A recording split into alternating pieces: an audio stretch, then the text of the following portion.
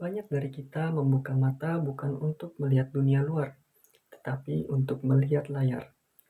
Layar ponsel, notifikasi, dan update dari media sosial menjadi hal pertama yang kita lihat, bahkan sebelum menyapa orang di sekitar kita.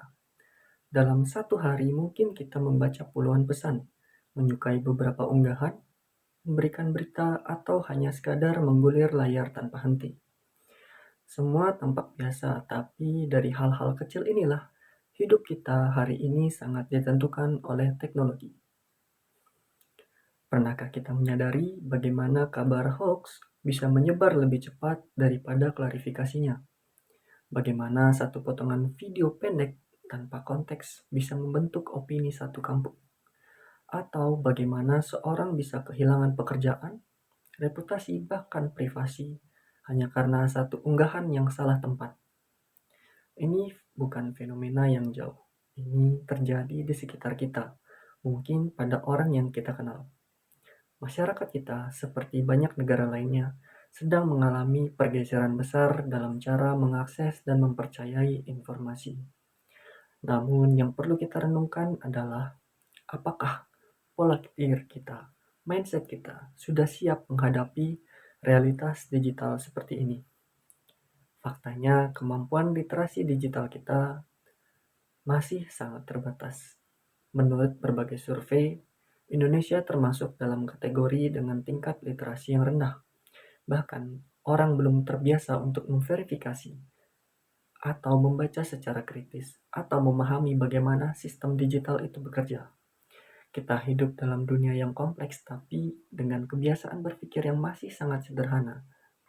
Akibatnya kita mudah percaya, mudah terpengaruh, mudah tersulut.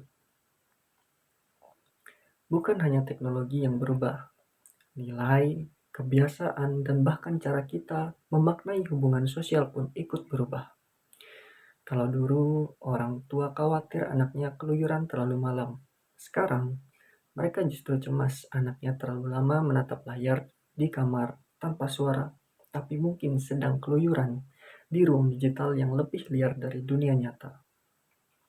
Inilah yang disebut sebagai pergeseran besar atau the deep shift, yang tidak hanya mengganti alat-alat kita, tapi juga mempengaruhi cara kita berpikir, berinteraksi, dan mempercayai sesuatu.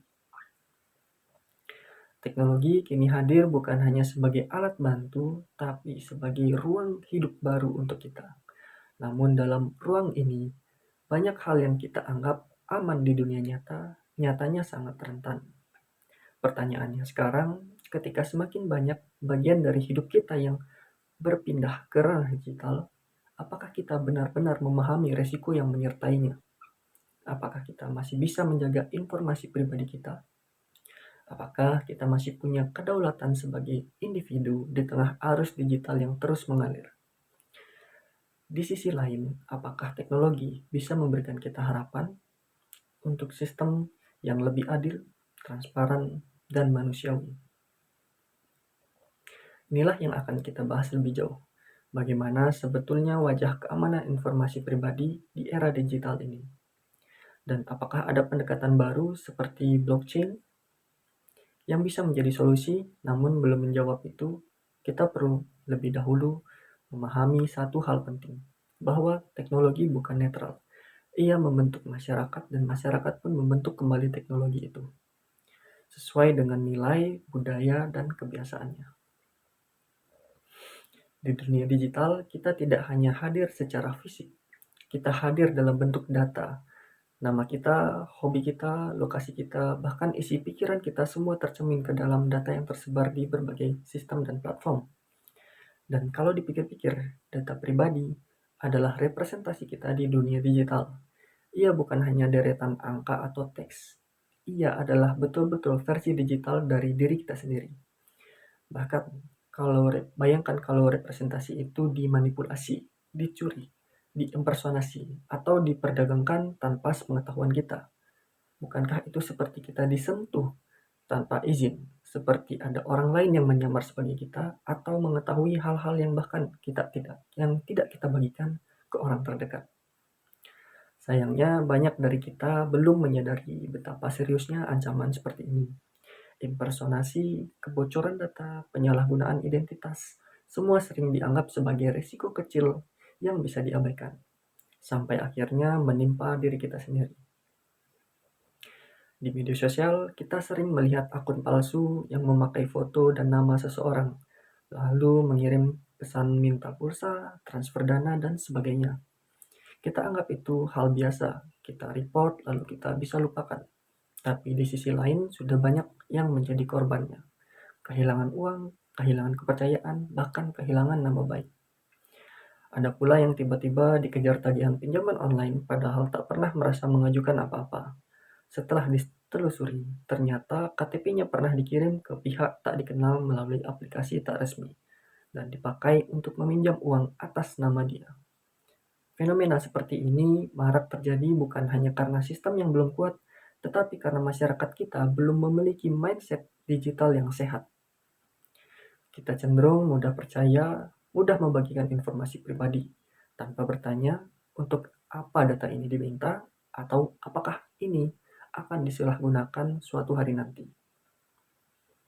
Kalau kita tarik garis lebih jauh, sebenarnya masalah ini bukan cuma soal teknologi.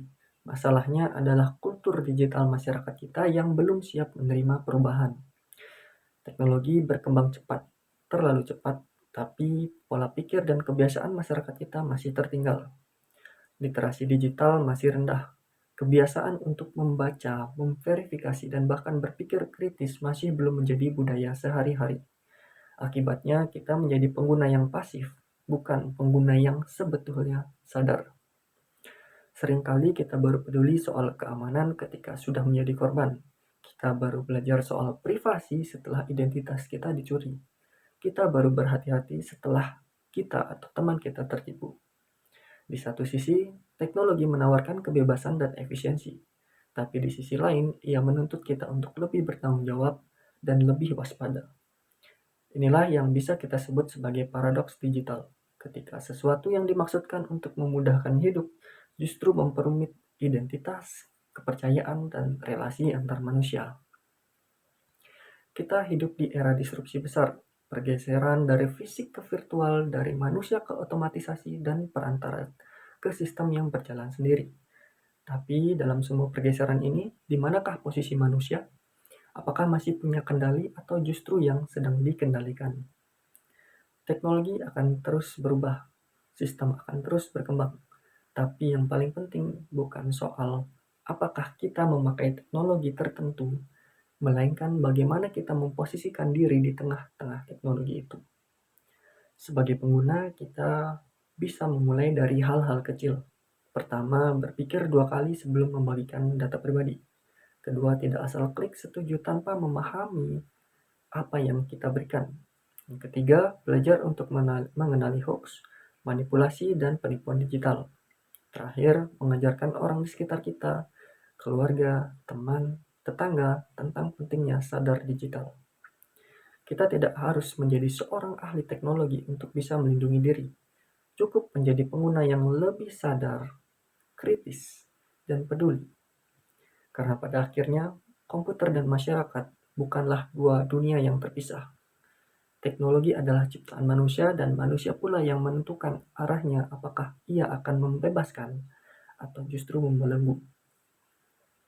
Hari ini yang kita butuhkan bukan koneksi yang lebih cepat, tapi kesadaran yang lebih dalam. Saya Gede Wahyu, terima kasih.